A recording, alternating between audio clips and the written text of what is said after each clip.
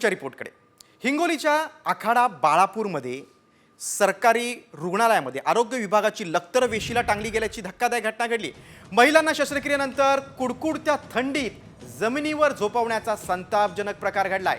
याच घटनेवरचा हा special report. सरकारी रुग्णालयात महिलांची हेळसांड।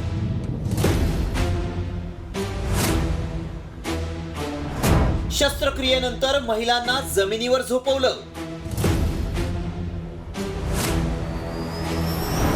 सामच्या बातमीची मुख्यमंत्र्यांकडून दखल।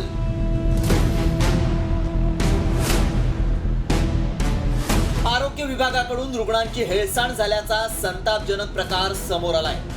हिंगोली जिल्ह्यातल्या कळमनुरीच्या आखाडा बाळापूरच्या सरकारी रुग्णालयात जीवघेण्या थंडीत महिलांना कुटुंब नियोजन शस्त्रक्रियेनंतर चक्क फरशीवर झोपवण्याचा धक्कादायक प्रकार घडलाय।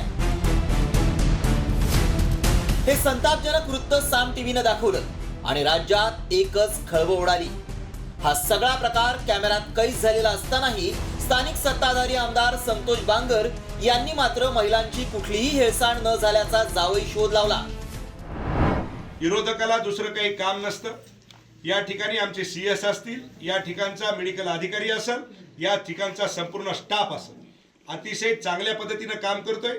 राहिला विषय तुम्ही जे म्हणताय की पेशंटला खाली झोपवलं, ऑपरेशन केलं, खाली झोपवलं, मला वाटतं हे चुकीचं आहे। सगळं कुठल्याही प्रकारची चूक कुठल्याही अधिकाऱ्याची का कोणत्या डॉक्टरची नाही।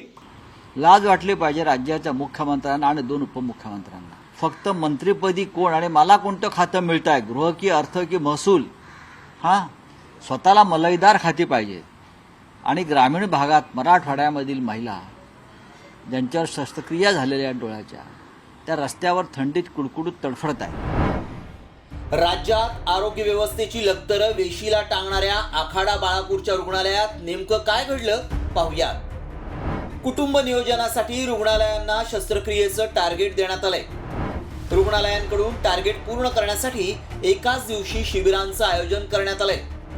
अपुऱ्या सुविधा असतानाही तब्बल 43 महिलांवर कुटुंब नियोजनाची शस्त्रक्रिया करण्यात आली।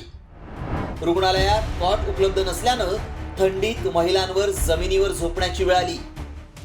या सगळ्या संतापजनक प्रकाराचा साम टीव्हीनं भांडाफोड केल्यानंतर मुख्यमंत्री देवेंद्र फडणवीसांनी या वृत्ताची दखल घेतली।